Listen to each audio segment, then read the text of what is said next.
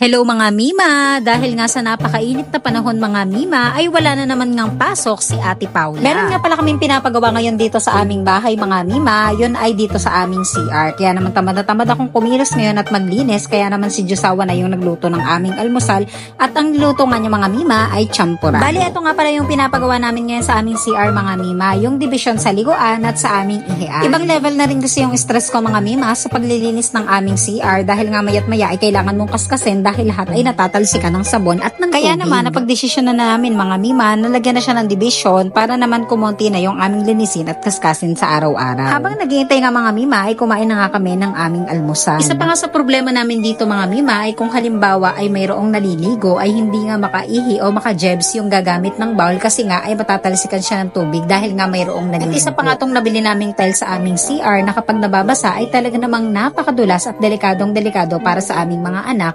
Kaya naman bumili na kami nito sa Shopee para naman ilagay dito sa aming sahig para maiwasan na rin yung mga ganong insidente na mayroong madulas sa banyo. And here is the final result mga Mima ng aming makeover sa aming CR. Sobrang happy ko talaga mga Mima dahil mas naging maganda at organized nga yung aming banyo. At wala na akong magiging problema sa umaga kapag halimbawa ay naliligo ako at gustong mag-jebs ng aking Josawa o ng aking mga anak.